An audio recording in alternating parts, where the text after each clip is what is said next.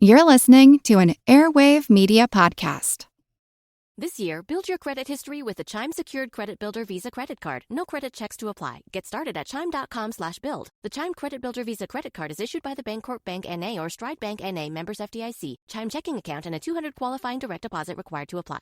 Get cash for clothes at Plato's Closet in North Charleston and West Ashley. It's so easy. Recycle, earn cash, repeat. We pay cash on the spot for your trendy, gently used clothing, shoes, and accessories. At Plato's Closet, we buy all seasons, all day, every day. It's time to clean out your closet and cash in. Bring in your denim, graphic tees, athletic wear, shoes, handbags, and more. Sell your styles to Plato's Closet for cash. Then, do it again. Plato's Closet, located in West Ashley on Sam Rittenberg Boulevard and North Charleston on Rivers Avenue.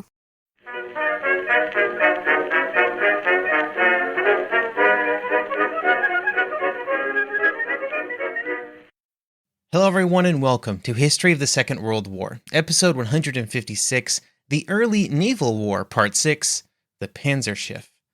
This week, a big thank you goes out to Ian for the donation, and to Stephen, Jason, Landon, David, Daniel, Modern Penguin, Bob, William, and Jordan for choosing to support the podcast by becoming members. You can find out more about becoming a member over at historyofthesecondworldwar.com/members. When it comes to the rating of British commerce during the war, the first topic discussed is always U-boats. And it's true that the U-boats were very important as a weapon for the Kriegsmarine during the war.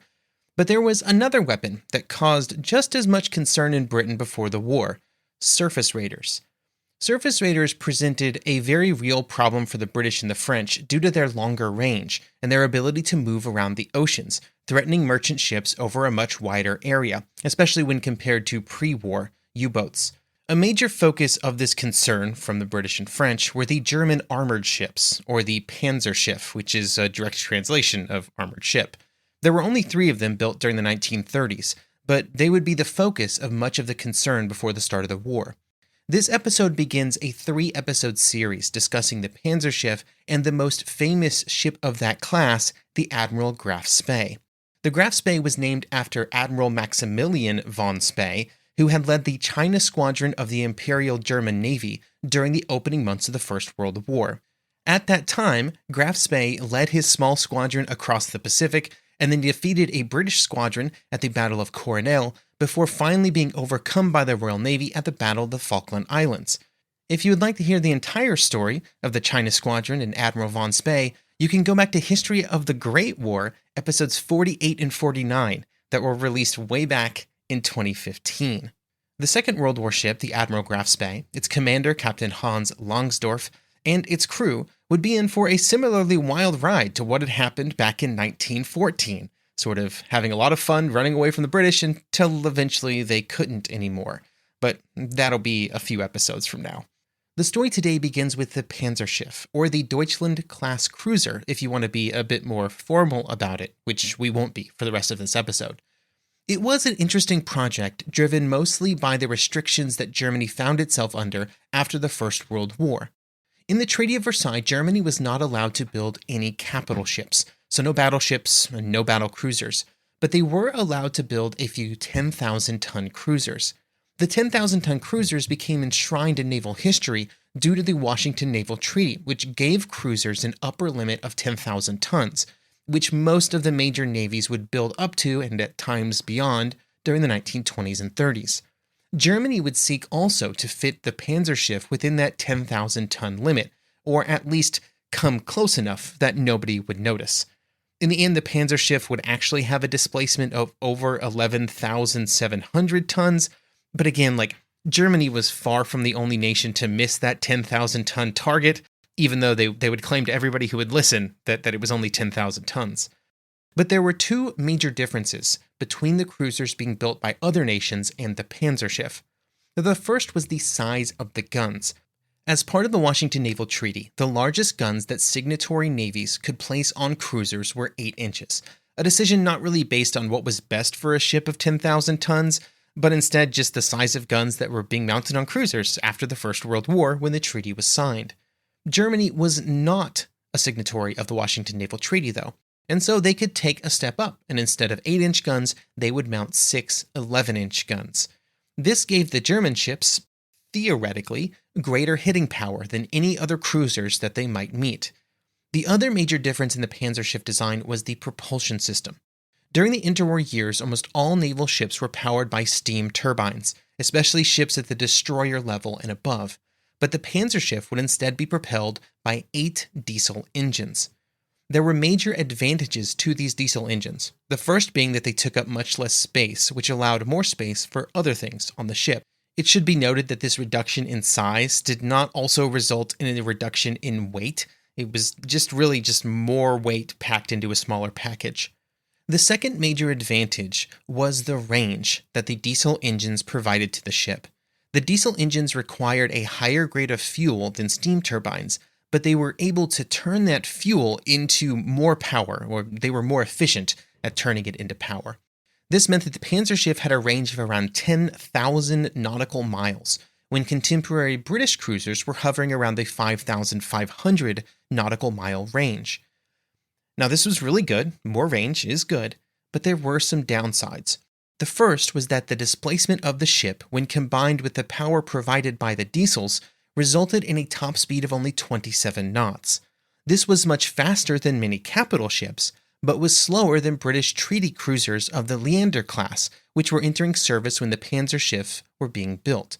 Later generations of British cruisers would only get faster, and this would be a major part of the story of the Graf von Spee when it found itself in the South Atlantic in 1939. The second major problem was that the diesel engines were complicated, and they had reliability problems. This is one of the reasons that diesel engines were not pursued for large ships by other navies at this time. For all the downsides of steam turbines, they were big, they didn't have a great efficiency, they were at least a very mature and reliable technology. Steam turbines had first been introduced into large naval vessels in the early years of the 20th century, and by the early 1930s, they were more efficient and reliable than ever. They were very, very reliable. The German designers would decide to go with the riskier diesel engines, taking the increased range and size, and sort of just risking the reliability. The Graf Spee would be the last of the Deutschland-class ships built, and so it had a few changes over its predecessors, but nothing that was huge. It would be completed in 1933 to enter service in 1936. In 1938, it would go through a minor refit, with the most important change being the addition of a radar and an improved rangefinder. The Graf Spee was then scheduled for a major refit in late 1939, which would have resulted in some changes to the bow to improve her seakeeping, along with a list of other changes and improvements, but that would of course not happen. The plan for the Panzerschiffe in case of war with Britain was to launch them on commerce-raiding expeditions at the start of the conflict. But even with the range provided by the diesel engines, there needed to be some way to resupply the ships while they were at sea. And to accomplish this, the German Navy would build 4 fleet auxiliary ships in 1937. These ships were specifically designed to assist and support the Panzerschiffe on their raiding expeditions, with the Altmark being the ship that would accompany the Graf Spee. The goal of the Kriegsmarine was to have these supply ships already at sea when the war started, to prevent them from being captured or destroyed by the Royal Navy. And so on July 27th, the Altmark began to take on cargo to prepare for the possibility of a war. It was able to store enough supplies to keep both itself and the Graf Spee at sea for 3 months, and that clock would start to tick on August 5th, when it exited the North Sea through the English Channel. The Altmark then made for Port Arthur in the United States, where it was able to get 9,400 tons of diesel fuel, which would obviously be important for those diesel engines that we just talked about. After topping up its fuel tanks, the Altmark would then make its way to its first rendezvous position with the Graf Spee, which had also left Germany before the start of the war. While not everything would go to plan for the Panzerschiffe, the Altmark and her sister ships would perform very well and would prove to be a real sort of success story when it came to German commerce raiders. The system wasn't perfect. There were challenges, like the length of time it took to reprovision the ships while at sea, but the concept would prove itself. The 2 ships would meet on September 1st, and they would conduct their first replenishment at that time. The Graf Spee had received orders on August 15th to make ready to put to sea, out of concern that a war was about to begin. Longsdorff, on board the Graf Spee, would receive the orders on August 17th, and the ship would immediately be put into dry dock for a bit of quick cleaning. Then on the 21st, the Graf Spee would leave Wilhelmshaven with as much secrecy as possible. The mission given to Longsdorff was to sail into the South Atlantic, and once he arrived there, and the war had started, begin a trade war against British shipping. At the same time, the first Panzerschiffe that was completed, the Deutschland, would perform the same type of raiding in the North Atlantic, hopefully spreading the strength of the Royal Navy out along the entire length of the Atlantic Ocean. Both ships were under orders to avoid open confrontations with Royal Navy warships and to instead focus solely on British trade ships. The orders given to Longsdorff even cautioned against engaging decidedly inferior Royal Navy ships, out of concern that even in such an advantageous situation, something might occur that would endanger the ability of the Graf Spee to continue its primary mission. Even smaller ships sometimes got lucky with shell hits. The Graf Spee had the advantage of the wide expanses of the South Atlantic in its mission, where the risk of being spotted by aircraft or Royal Navy patrols was very slim due to the lack of military vessels in the area when compared to the patrol area that Longsdorff could take advantage of. Longsdorff would be able to take advantage of the situation over the course of the next several months of raiding, as he was able to attack shipping on both sides of the Atlantic and even into the Indian Ocean, with only a few radio distress calls from his victims that were able to kind of give the British information about the Graf Spee's location. The Graf Spee and the Altmark would sail together for a few days at the start of December before news arrived via radio that war had been declared between Germany and Britain, which meant that the Graf Spee's mission began in earnest.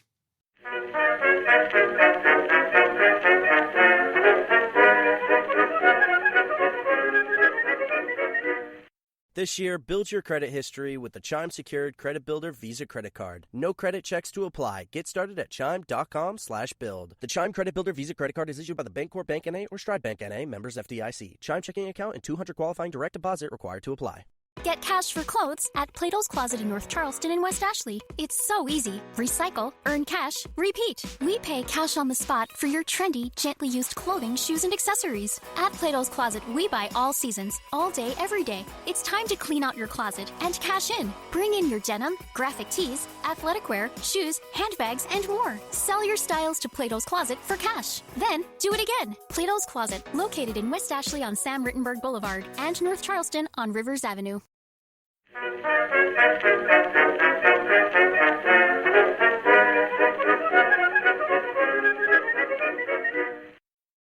One of the challenges faced by the Graf Spee and the Deutschland during the early weeks of the war were the very restrictive rules of engagement placed upon them by Hitler and the German government.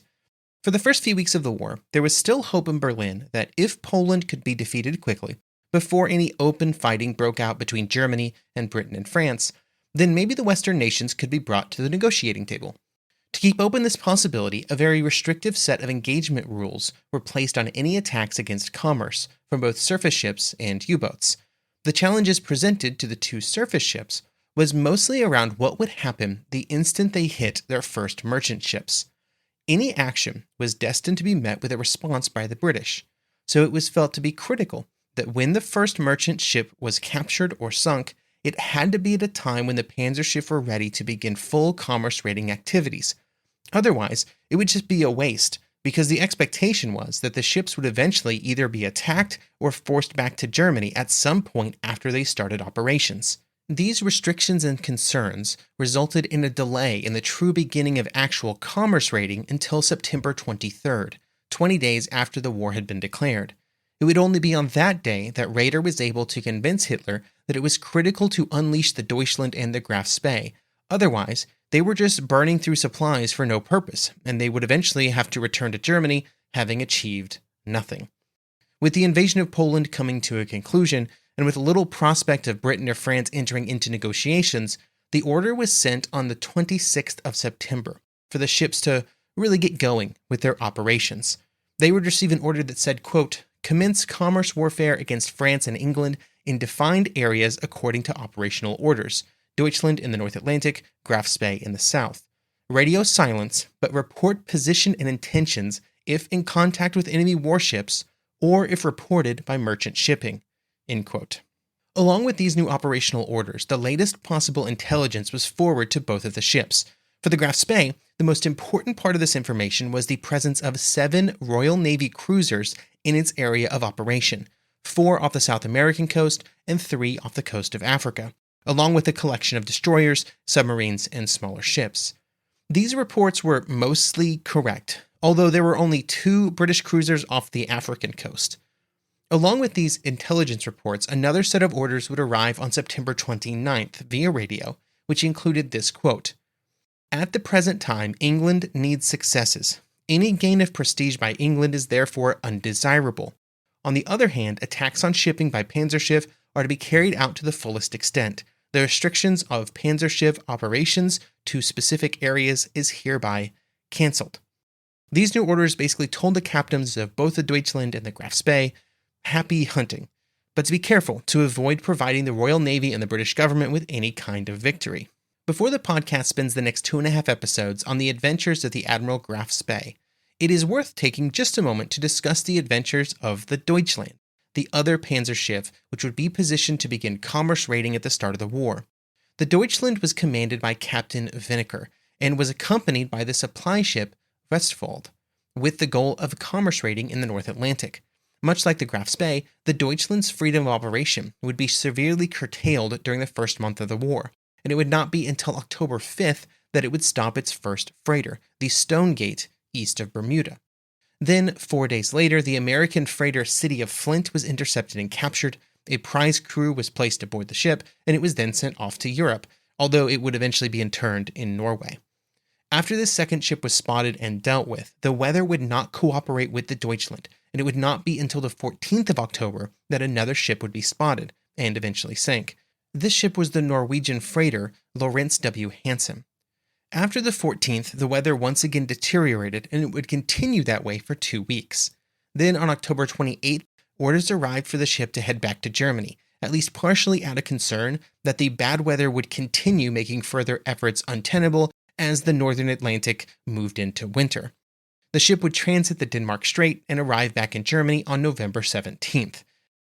It was really a pretty disappointing first war cruise for the Deutschland, having sank just 2 ships and captured another, while also precipitating several international diplomatic incidents due to the ships that were sank and captured being American and Norwegian. It would be around this time that the Deutschland was renamed the Lutzow, apparently due to the fact that Hitler was concerned about the public relations nightmare that would have been caused by a ship named Deutschland, or Germany, being sunk by enemy action. While the Deutschland was not being as successful as hoped in the North Atlantic, for most of September the Graf Spee would spend its time just existing in the South Atlantic, scrupulously avoiding any Royal Navy ships.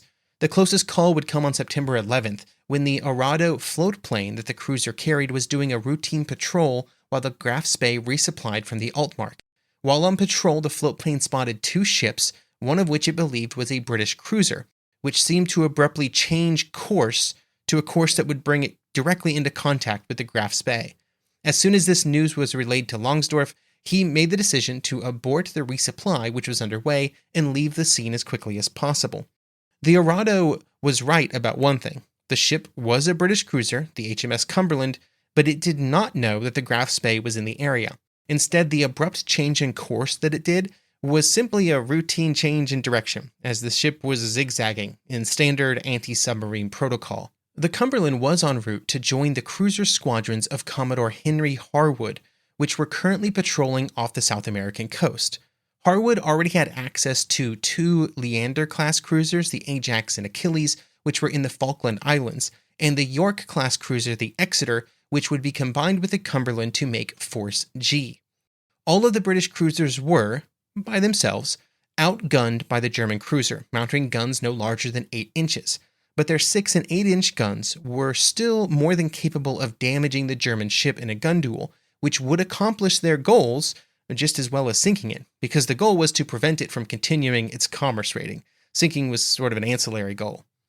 These ships were also just the beginning of the ships that would be sent to hunt down the Graf Spee, with 6 total groups put together to patrol various areas of the South Atlantic. Each of these groups was built around 2 cruisers due to the recognition that in a single duel, the British cruisers would have some problems with the Graf Spee. These hunting groups were part of a wider strategy for the British when dealing with the Panzerschiffe at the start of the war. In the Northern Atlantic, the focus was around using Royal Navy ships to protect convoys, with, for example, the aircraft carriers Furious and Ark Royal working in conjunction with the battle cruisers Repulse and Renown to provide convoy protection, along with many other less powerful groups of ships. Over the course of the last months of 1939, as the Panzerschiffe did their raiding and their positioning changed, the hunting groups in the Atlantic would also change, with, for example, the aircraft carrier Ark Royal and the Renown being sent further south due to the actions of the Graf Spee. While this would prove to be an effective response to the threat posed by the German ships in the early months of the war, it was also kind of exactly what the Germans were hoping for. The dispatch of so many cruisers and capital ships to guard merchant shipping spread the Royal Navy out, reducing their overall strength in the North Sea and in the Mediterranean. Because this was all according to German plans, Longsdorff was well aware that he would have to spend most of his time dodging British ships that were hunting for him, and so before heading off to his first hunting grounds, which would be off the South American coast, he would put in place a bit of deception.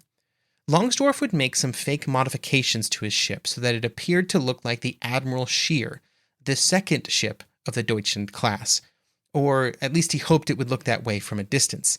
Even though they were both Panzerschiffe, there were slight differences to some of the upper works, the kinds of changes that often happen even within ships of the same class. Some painting work was also done.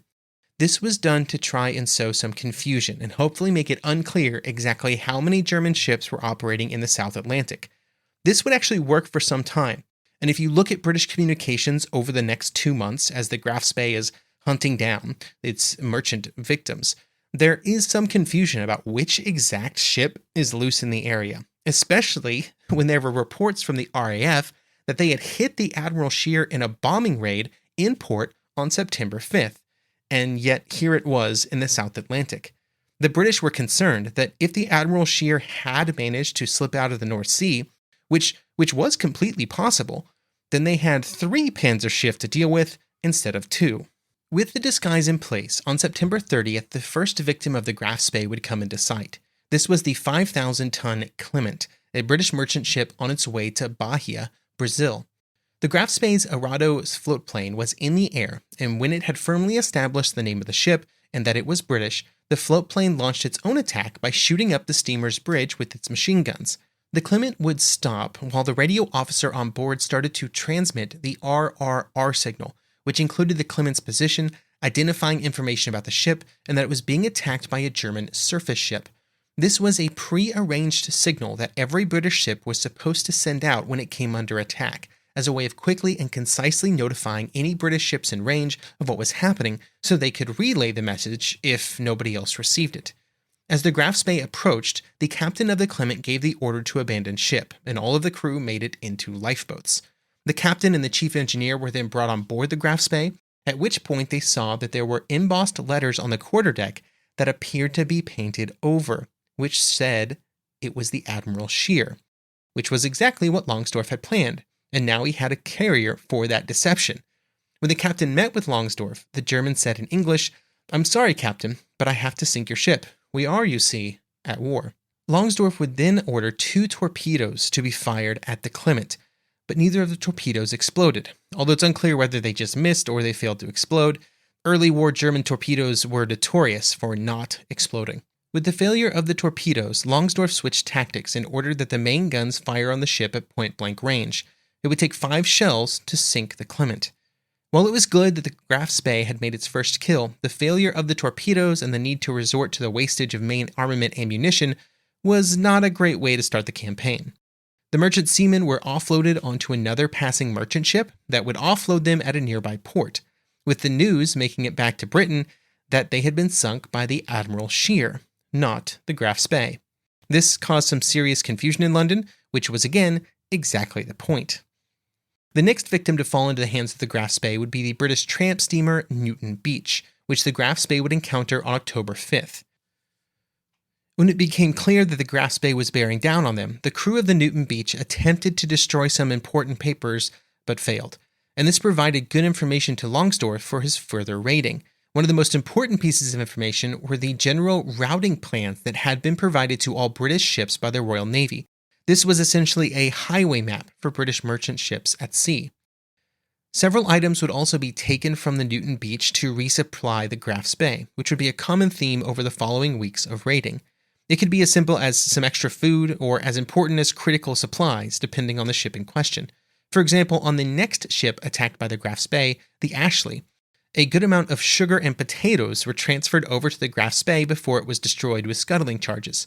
The crew of the Ashley were loaded onto the Newton Beach, which was manned by a prize crew specifically to follow the Graf Spee around to house captured crew and stores. The usage of the Newton Beach in this way seemed like a good plan. Sort of having a place to put these prisoners was always a good idea. But it was not long after the sinking of the Ashley that the plan was abandoned, and all the prisoners were moved over to the Graf Spee and the ship destroyed, again with explosive charges to conserve ammunition. This was mostly done because the Newton Beach was really slow, and Longsdorff was just tired of waiting for it. Over the course of only around a week, the Graf Spee had been able to sink 4 British merchant ships off the South American coast, and the Graf Spee's rampage was really only just beginning.